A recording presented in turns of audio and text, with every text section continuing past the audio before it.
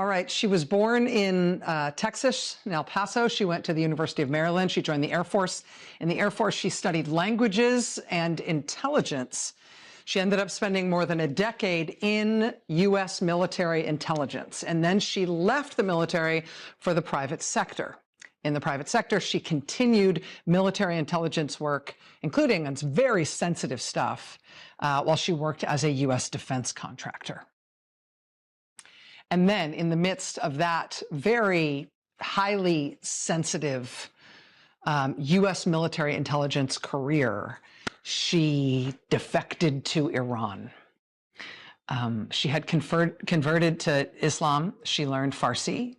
She had reportedly become enthralled with the Iranian regime, and in particular with their anti-American propaganda, despite the fact that she was a U.S. service member who was born in Texas. In 2019, she was indicted in federal court in the United States for allegedly revealing details to the Iranian government of a highly classified U.S. intelligence program.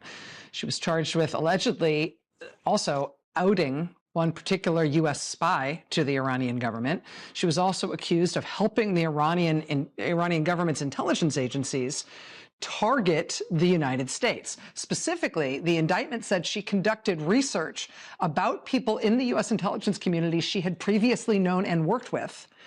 She used that information on her former colleagues to draft target packages against these U.S. agents for the Iranians. And then using that information that she gave them, the Iranian security services launched cyber attacks specifically targeting those American personnel from the U.S. intelligence community.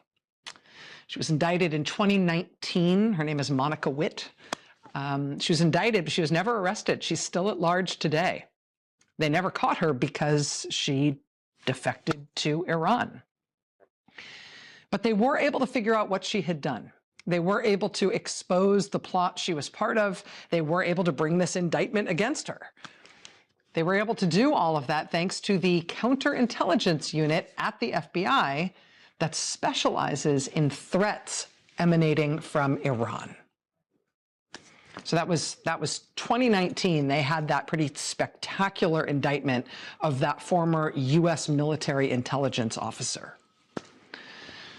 Less than a year later, January 2020, the United States used a drone strike to assassinate a very high-profile general in Iran's Revolutionary Guard Corps, Qasem Soleimani. You'll remember that.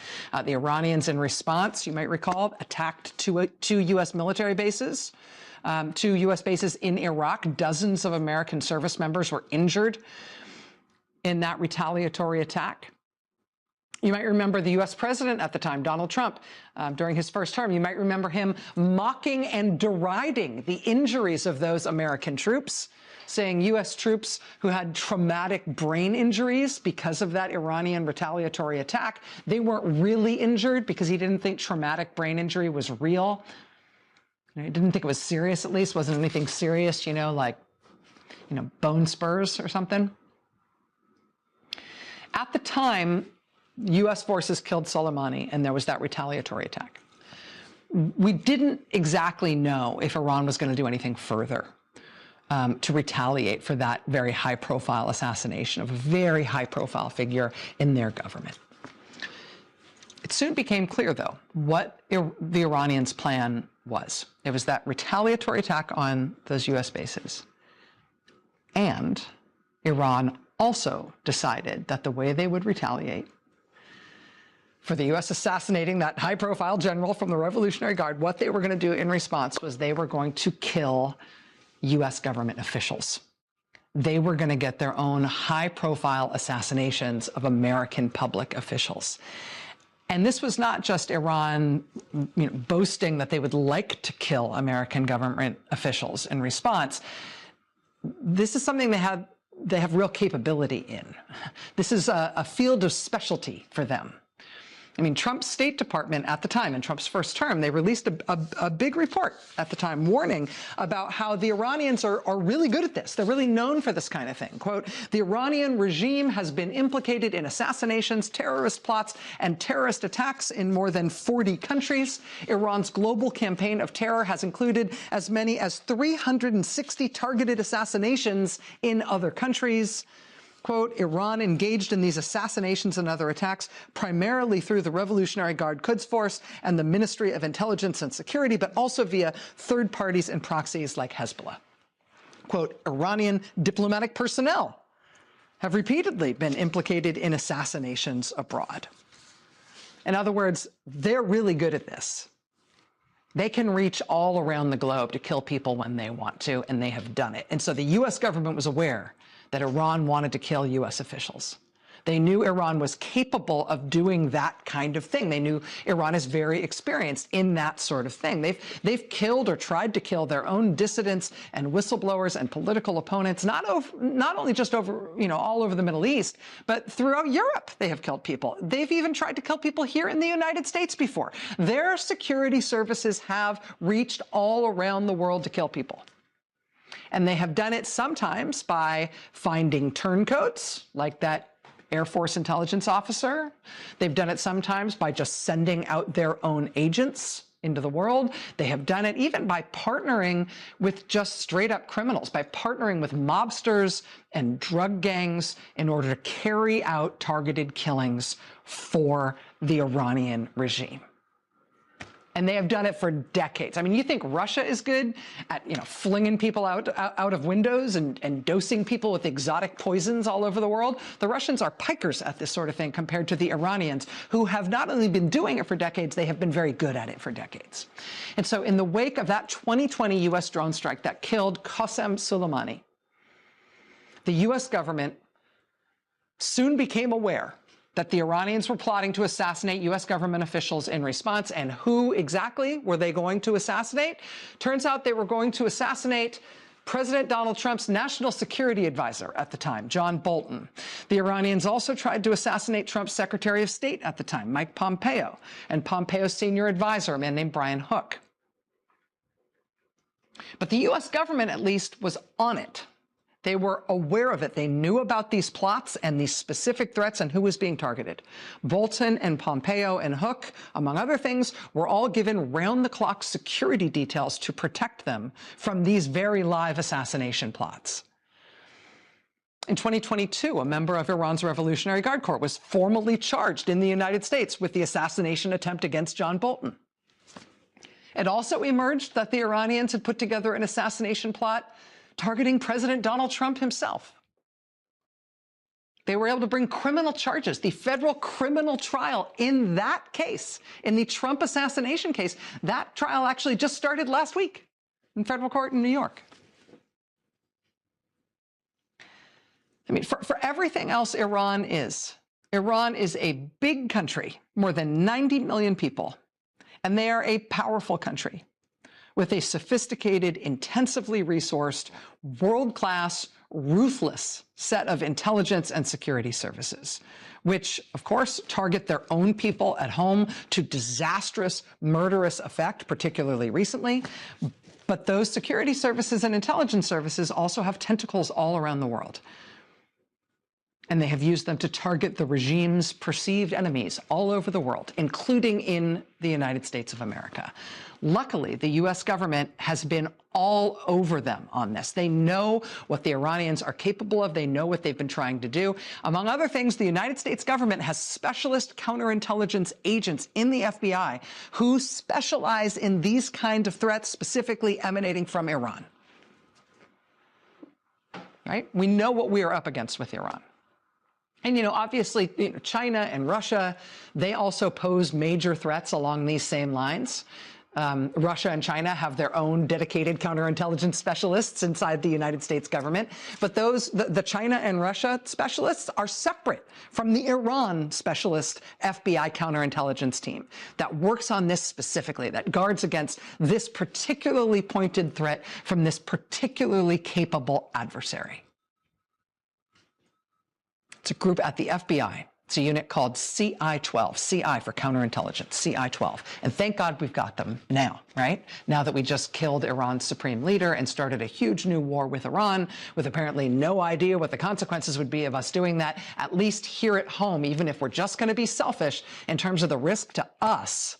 Well, thank God we've got a unit like CI-12 that really uniquely knows this stuff, that's on it, right? The group that got that Air Force intelligence spy who defected to Iran, that got the people who tried to assassinate John Bolton and discovered the plots to kill Mike Pompeo and Brian Hook, and even the plot to kill Donald Trump. Thank God we've got this group, CI-12, right? Last week, FBI Director Kash Patel, while he was coming off a wave of terrible press about U.S. taxpayers paying him to fly to Italy so he could go to a hockey game and chug beer in a locker room, while he was heading into a whole new round of fresh reporting about how he has ordered an elite FBI SWAT team to be personal bodyguards and basically a chauffeur service for his girlfriend. In the middle of that bittersweet symphony of competence, last week, FBI Director Kash Patel fired a dozen FBI agents and staff in the elite counter-espionage and counterintelligence unit CI-12. The unit specifically that specializes in international threats from Iran, including their potential reach here in the United States. Kash Patel just fired his way through that unit. Last week, MS Now's Carol Leonnig reporting tonight, quote, on Monday, meaning today, people inside the FBI are bracing for the possibility that Patel will fire more agents and staff on CI-12. Carol Leonnig is going to join us live here in just a moment on that new story. You might also recall that right after Trump was sworn in for his second term, one of the first things he did was take away the security details that had been assigned to Mike Pompeo and Brian Hook and John Bolton because, yeah, sure, maybe the Iranian plans to assassinate them were still live, but, you know, if you're Trump, who cares? I mean, the Iranians targeted Trump too, but he has Secret Service protection. What does he care if they knock off anybody else? He'll be fine. We don't know why Donald Trump just started this war in Iran. The Washington Post reported this weekend, and the New York Times reported today that Trump did it basically as a favor, that there was no U.S. intelligence that Iran posed any imminent threat to us, but Saudi Arabia and Israel told Trump to do it, and so he did it. Because, hey, you know, America first. Strongman. We're just going to put our military at the disposal of other countries because they can tell Trump what to do with it? Quote, the attack came despite U.S. intelligence assessments that Iran's forces were unlikely to pose an immediate threat to the U.S. mainland within the next decade. But he did it anyway, because Israel and Saudi Arabia told him to, and he apparently does what they say. And now 6 American service members are known to have been killed, and many more injured. There's also new reporting tonight that the U.S. Embassy in Riyadh in Saudi Arabia has been hit by 2 drones. The Washington Post is now also reporting that 2 Defense Department employees, U.S. Defense Department employees, have been wounded in an Iranian drone attack on a hotel in Bahrain. And I mean, in terms of what we are heading into and the kind of risk we're heading into, these are the sort of headlines that we're seeing tonight. Quote, earthquake in the Gulf. Iran war expands to 12 countries in 72 hours. Just 72 hours after the U.S. and Israel began bombing Iran, the war has already consumed nearly the entire Middle East, reached the gates of Europe, and raised new fears of attacks on American soil. This was the front page of the New York Times that we woke up to today. U.S. troops killed as blasts jolt Mideast. Fear of wider war after Iran's response. Reuters. Dueling headlines here. Iran conflict widens to Lebanon. Kuwait mistakenly downs U.S. jets. They're right next to Iran says Strait of Hormuz closed. Warns it will attack ships trying to pass. And indeed, just on the global energy front, we have seen natural gas prices spike by 50% in Europe. One of the world's largest exporters of natural gas is Qatar. Qatar now says they have stopped all production of natural gas. And indeed, Iran says it has closed the Strait of Hormuz, through which passes 30% of the world's oil and 20% of the world's natural gas. They say it is closed. Here's the headline at the Washington Post, quote, Trump pursues Iranian decapitation without a plan for what comes next. Quote, security officials in the Middle East and in Europe have raised concerns that the U.S. is unleashing forces that could spill across borders, disrupt global trade, and lead to asymmetric terrorist attack reprisals, all with no certainty that the remaining Islamic hardliners won't ultimately retain their hold on power anyway. Spill across borders, disrupt global trade, lead to asymmetric terrorist attack reprisals. Given those kinds of threats that Trump has just unleashed with this war that he started for reasons he still cannot clearly articulate, I mean, given those kind of threats, given that Pandora's box that has just been opened, do you feel like we've got all our national security ducks in a row here in this country now that we started this thing? Do you feel like our leaders in the U.S. government are really on the ball right now when it comes to national security, when it comes even just to domestic national security, when it comes to managing potential fallout from this thing that Donald Trump has just unleashed? I mean, you can start with our Secretary of Defense, right? I mean, his immediate previous job before Donald Trump gave him the keys to the U.S. Defense Department was that he was the weekend co-host on the cable news show Fox and Friends. Now we're at war with Iran. 6 U.S. service members killed so far, many more wounded. Hegseth also apparently just lost 3 F-15 fighter jets to friendly fire because the U.S. military did not deconflict with our allies in Kuwait, so Kuwait shot down our planes. Great. Here at home, we're of course protected by the FBI. Yeah, about that. Again, we'll have more on that with Carol Leonnig in just a moment. We're also protected by the Department of Homeland Security, which is run by this person, Kristi Noem, who you will remember took the Coast Guard Commandant's house for herself, who's been focused most intently during her time in office on sending militarized masked federal troops all over the United States to kill and terrorize people here at home. Kristi Noem is currently trying to stand up a huge new network of prison camps for Donald Trump to send people to without trial.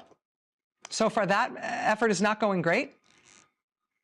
Here's 1,000 people that turned out in Romulus, Michigan just a few days ago, vowing to do whatever it takes to stop Kristi Noem and Trump from putting one of their prison camps in Romulus, Michigan. Everybody from the Romulus mayor to the unanimous city council there, to the local congressman there, to their state reps, to their state senators, to the Michigan attorney general, to both Michigan U.S. senators, all saying they will fight Trump tooth and nail on him and Kristi Noem trying to put a prison camp in Romulus, Michigan. Here's hundreds and hundreds of people turning out for the same reason in Roxbury, New Jersey this weekend. Roxbury, New Jersey, where they are rabidly opposed to Trump, the Trump prison camp that they're trying to put in that community. It's a company called Dalfen, D-A-L-F-E-N, that owns the warehouse where they want to put that Trump prison camp in Roxbury, New Jersey. Dalfen is headquartered in Dallas, Texas. And so this is really tactically interesting. Now people are protesting not only in Roxbury, New Jersey, where they want to open up that prison camp, but also in Dallas, Texas, where the Dalfen company is headquartered. That's why you're seeing signs like this in Dallas, quote, coming soon, concentration camp Dalfen in Roxbury, New Jersey. People working together in 2 states to stop that. More protests against Kristi Noem and Trump's planned prison camps this weekend in Lindenwold, New Jersey, in Grand Rapids, Michigan, in East Lansing, Michigan. Salt Lake City, Utah is one of the places where locals were successful in blocking Kristi Noem and Donald Trump from building one of their prison camps there. Salt Lake City, as of the last few days, they've just started doing trainings there to try to help other communities around the country replicate their success in stopping Trump prison camps wherever they are trying to build them. So yeah, Kristi Noem at the Department of Homeland Security has at least succeeded in galvanizing and mobilizing and organizing huge swaths of the country against her department and against her and against Donald Trump. She has succeeded in making, for example, the people of Minneapolis national heroes for the way they stood up against Kristi Noem and Donald Trump and, in fact, turned back Homeland Security agents from their city.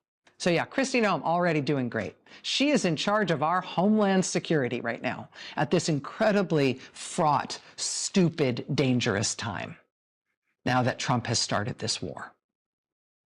Specifically, I should mention that also means that Kristi Noem is in charge of our cyber defense.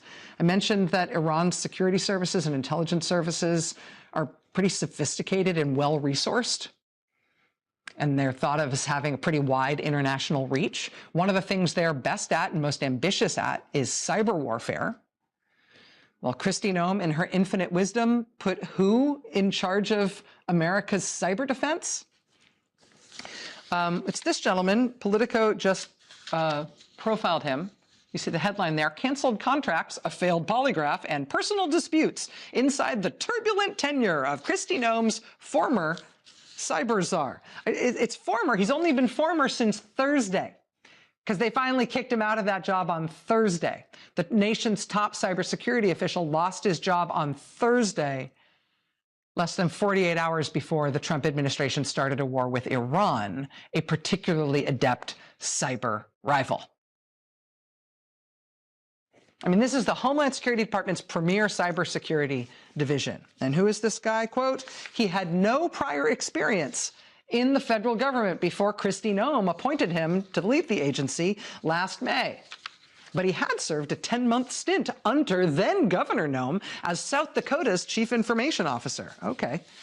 Quote, in August, he triggered a DHS-wide damage assessment by uploading sensitive agency contracting documents into a public version of ChatGPT, information that other staff at the agency weren't permitted to use for security reasons.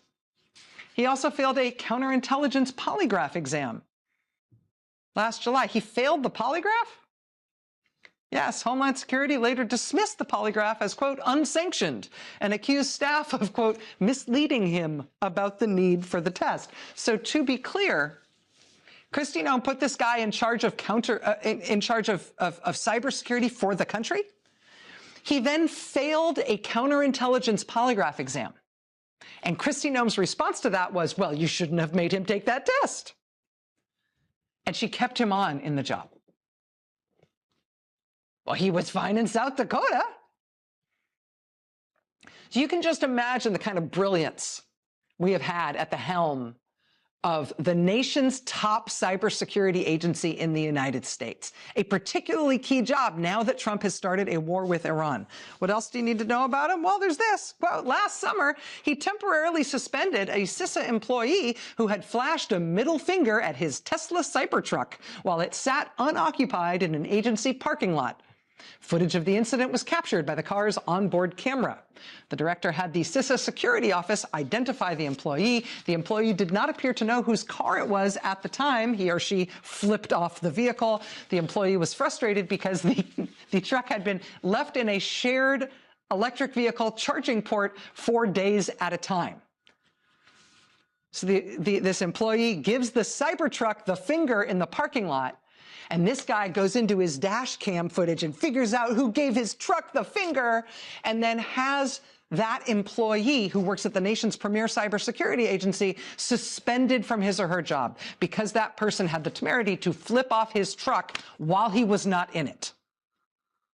That's who Kristi Noem put in charge of America's cybersecurity, and he only got relieved of his responsibilities in that job on Thursday. How did he last so long in that job? According to Politico's reporting today, quote, Noem was hesitant to remove him until recently because she and Homeland Security Department Special Advisor Corey Lewandowski feared that firing him would, quote, reflect poorly on her. Okay. Homeland Security also oversees Customs and Border Patrol, which accidentally shut down the airspace over El Paso a couple of weeks ago because Customs and Border Patrol used a military laser to shoot down Happy Valentine's Day Mylar party balloons. Oops. Then last week, some other Texas airspace had to be shut down because this time it was Pete Hegseth's Fox and Friends Defense Department, also using a laser gun to shoot down a drone this time. Whose drone was it? Oh, it was a drone from Customs and Border Protection. Because this punch yourself in the face staggering genius is the level of talent we have handling our national security right now. As President Donald Trump, for no reason he can articulate, sets off what may end up being a worldwide conflagration with one of the most capable and unpredictable adversaries the United States has faced off against in generations. Yeah, it's a good thing we've got people of the caliber of Kristi Noem defending the homeland, and geniuses like Kash Patel at the FBI, instead of the experienced Iran specialist counterintelligence agents who Kash Patel just fired literally last week, right before we started bombing Iran. They are not sending their best. But we have a lot to get to tonight. Carol Leonnig is here with her new reporting. Iraq War combat veteran and Democratic U.S. Senator Tammy Duckworth is here with us live tonight. Stay with us.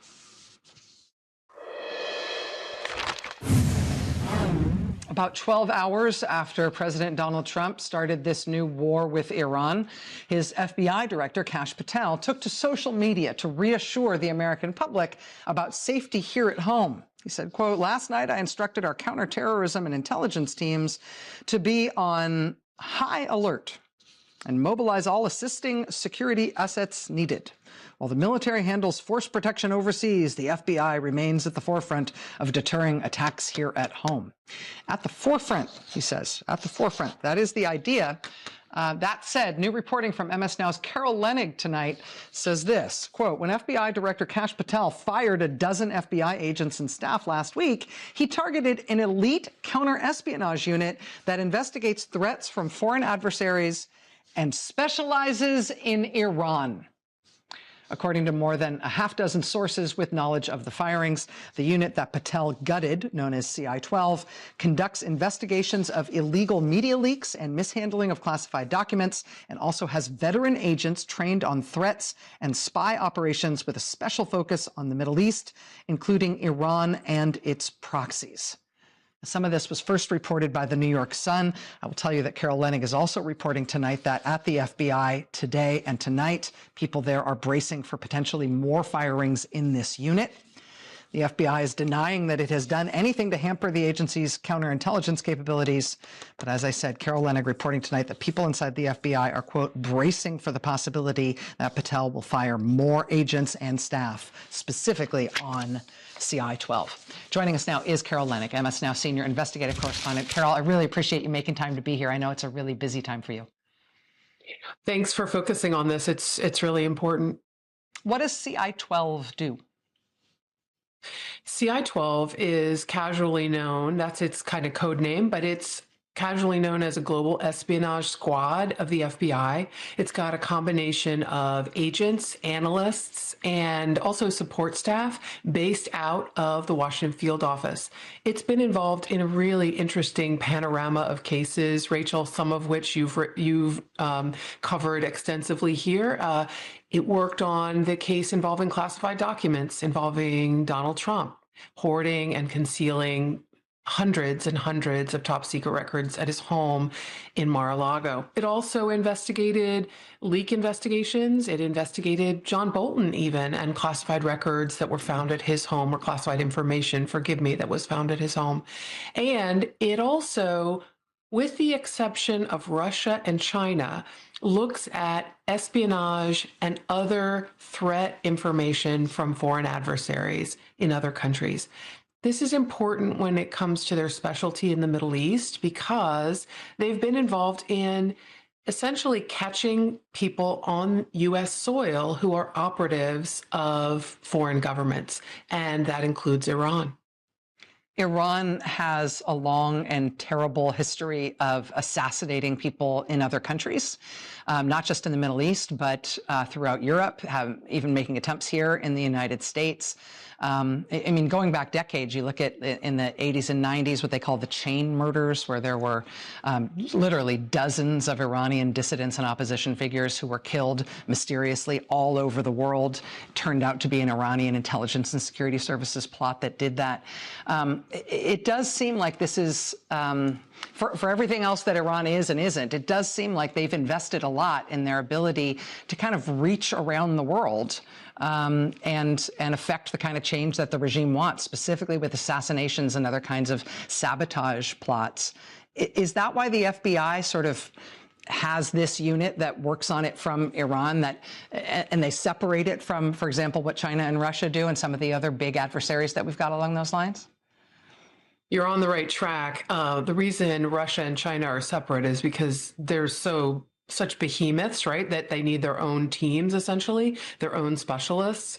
But the Middle East is a great concern, and Iran is chief among them. I mean, we all have, I hope, are all aware that when Donald Trump, in his first presidency, ordered the drone strike that killed a Revolutionary Guard general, a very beloved one there, Qasem Soleimani, when that happened, it spurred literally multiple murder-for-hire operations. One that I wrote a lot about involved a fellow named Asif Merchant, who the FBI found here in Houston and also in New York, offering to meet former convicts, former releasees from prison, and saying that he had up to $1 million to offer people if they would help him kill Donald Trump.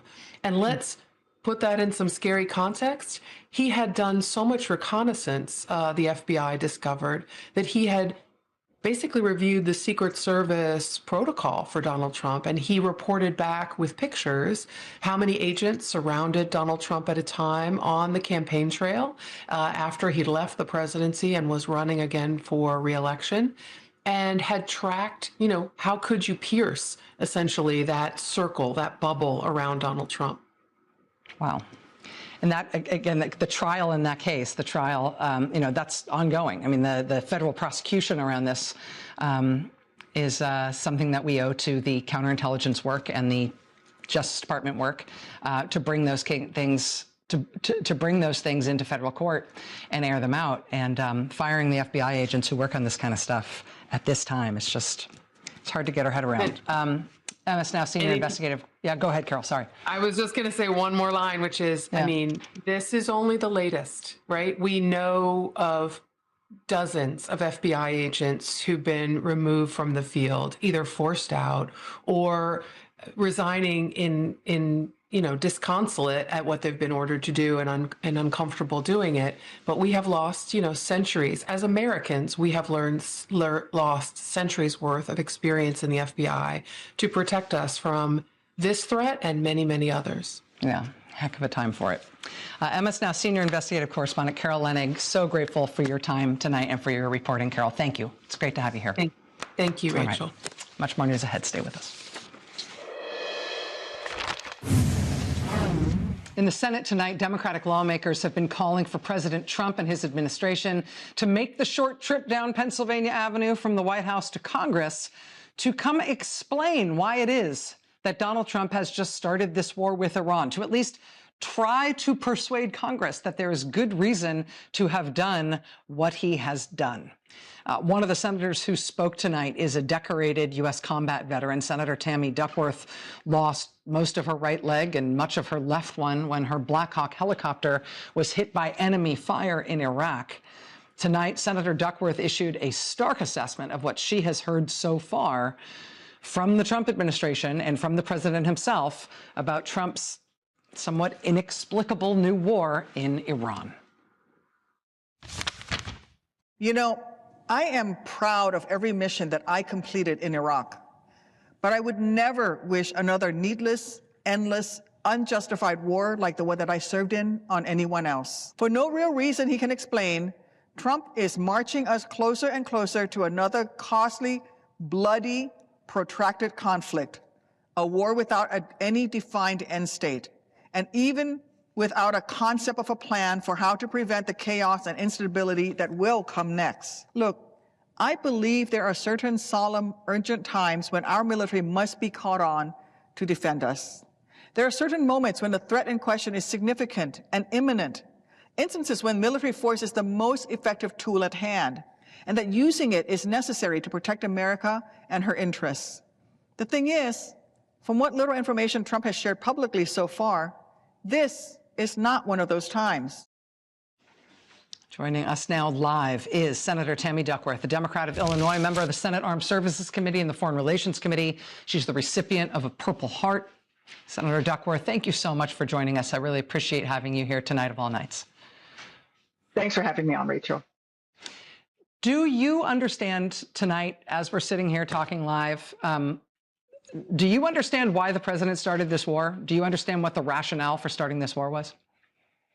Are you asking me if I understand what they're telling me or what I think they're doing? Yes, the answer is yes. Yeah. There's two different things, right? What they're telling me makes absolutely no sense. I mean, in the briefing that Rubio gave today, basically he said, well, we knew that they would hit us if somebody else hit them, so we're going to hit them first so that they don't hit us second. I mean, it's just a circular logic. And remember that earlier, just a couple of days ago, Trump said, oh, they're going to develop their nuclear weapons. And this was just a couple of weeks after he said, oh, no, we destroyed their nuclear program. We annihilated it. So what is it? What is the imminent threat under Article 1 of our Constitution that justifies him doing this? What do I think he's trying to do? This is Trump pumping his chest. I think this is him playing to his oil interests. And I think this is him trying to distract the American people from the economy and from the Epstein files. That's what he's doing. And he's using the lives of our brave men and women in uniform to do it.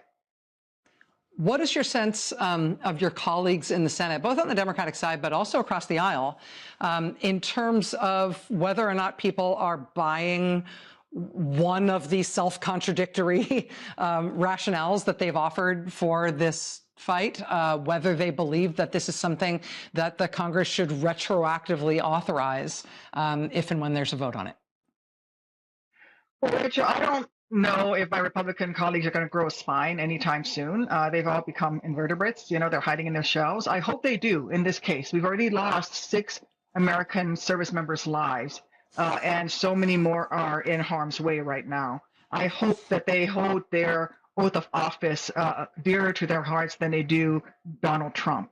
I will talk to as many of my colleagues as possible to say, hey, bring them to the, let's have this debate on the floor. Let's talk about what are the reasons, and then we'll have that vote. The least we can do is our job.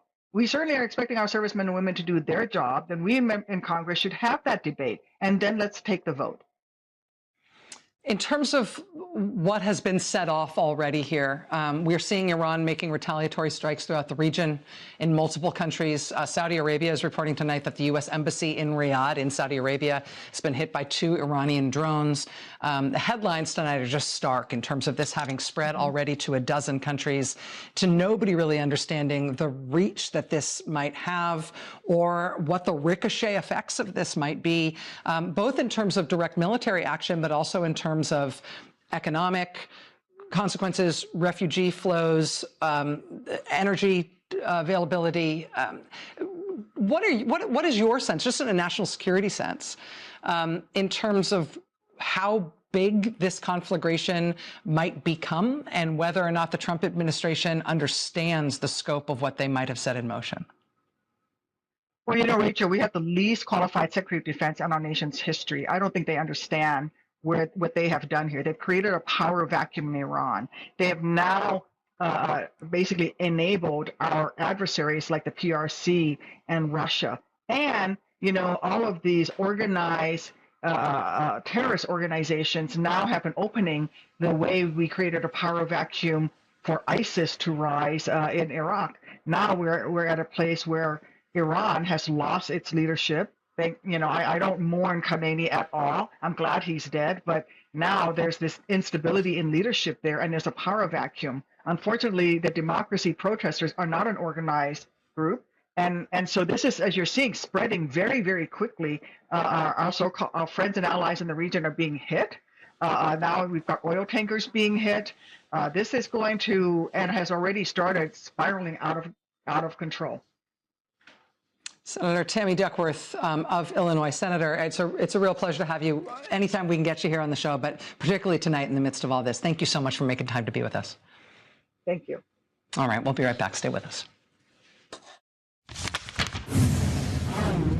This is the Los Cactus restaurant, which is in the Minneapolis area. It's a local immigrant-owned Mexican restaurant, really popular place.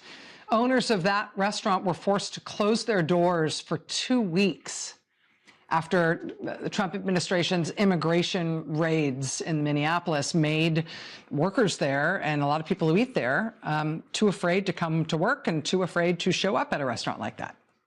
Well, this week, local members of the Minneapolis community decided they would pack into Los Cactus and 4 other immigrant-owned restaurants affected by the ICE attack on that city.